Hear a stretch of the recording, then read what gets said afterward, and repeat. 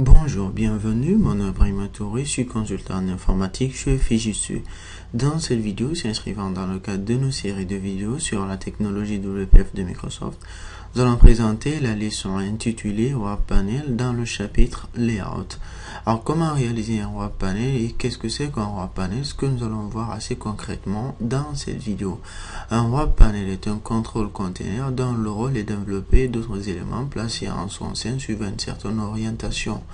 Alors, pour avoir une meilleure illustration de cette définition, nous allons venir dans notre projet ici et puis nous allons faire ajouter un item et à ce niveau nous allons choisir la partie Windows et comme nom de cette fenêtre nous allons faire Web Panel. Après nous faisons OK. Alors dans ce que nous avons ici comme nouvelle fenêtre, nous allons venir dans la partie Assets ici, dans Microsoft Expression Blend 4. Et puis à ce niveau, nous allons faire Web. Dans Web Panel ici, après avoir filtré la liste et puis nous plaçons un Web Panel ici. Donc à ce niveau, nous sélectionnons ce dernier et venons dans la partie Broche sur notre Web Panel. Donc nous faisons Broche. Et puis nous allons essayer de lui donner une certaine opacité en termes de broche. Et puis à ce niveau, nous rétaillons ce dernier et puis nous allons un peu éclaircir le contenu de ce Web Panel. Alors nous allons commencer par placer quelques éléments au sein de notre Web Panel. Donc faisons ici rectangle. Et en termes de rectangle, nous allons commencer par placer un premier rectangle ici. Et puis nous plaçons aussi un second rectangle, mais différemment du premier rectangle ou différemment de la première vidéo dans laquelle nous avons vu le stack panel et qui avait pour rôle d'empiler des éléments ou de les orienter suivant un certain sens lorsque ces derniers sont placés en son sein. Nous allons placer un second élément au sein de ce dernier. Par exemple, nous le plaçons à cet endroit ici. Nous verrons que l'élément va venir se placer automatiquement ici et que un certain enveloppement va être appliqué à ce dernier. Alors nous plaçons sur Web Panel ici à ce niveau. Pour ce qui est de l'enveloppement, nous ne le constatons pas dans un premier temps, mais nous constatons le fait de l'empilement contre le premier. Alors nous venons au niveau de notre explorateur d'éléments et puis nous plaçons un dernier Web Panel ici à ce niveau. Est-ce que nous remarquons que l'espace disponible ici n'est pas assez suffisant pour placer cet élément-ci?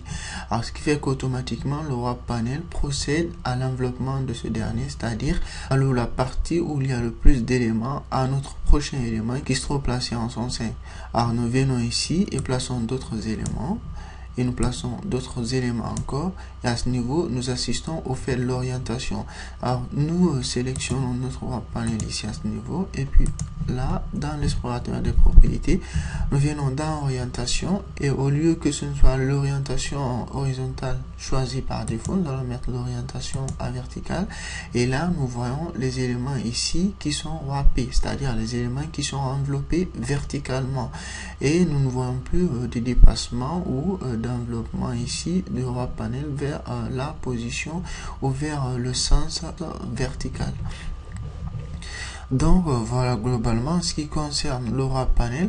Pour voir comment réaliser cela en mode code, nous allons venir dans Visual Studio. Et à l'intérieur de ce dernier, nous avions cette fenêtre depuis la vidéo précédente en fait qui était destinée pour la présentation de l'exemple sur le stack panel. À ce niveau, nous allons faire CTRL SHIFT A pour ajouter une nouvelle fenêtre.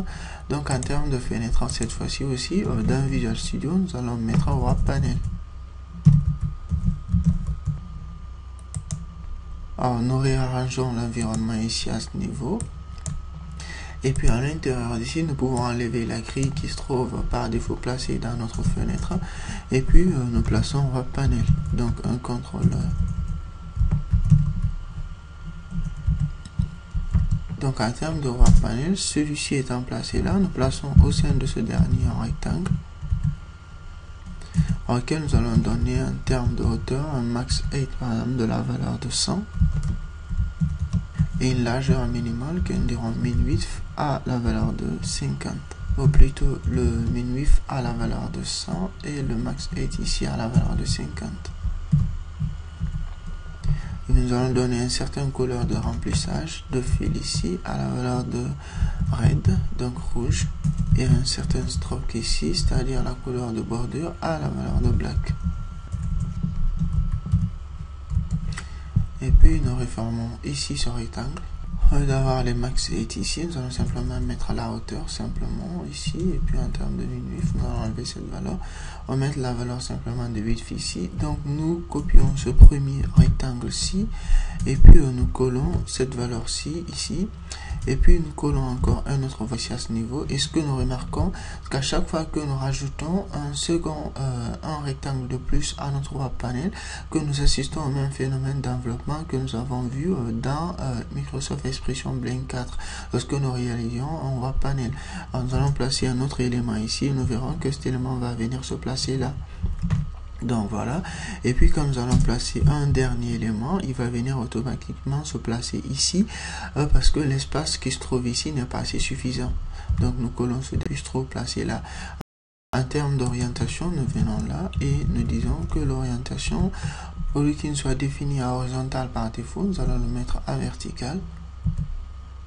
Et là, nous assistons ici au changement, c'est-à-dire que tous les éléments sont enveloppés verticalement. Donc voilà ce qu'il fallait savoir sur le wrap panel de façon globale. Merci d'avoir suivi cette vidéo. Je vous donne assez rapidement rendez-vous dans d'autres vidéos, toujours portant sur la technologie WPF de Microsoft. Merci encore une fois de plus, au revoir et à bientôt.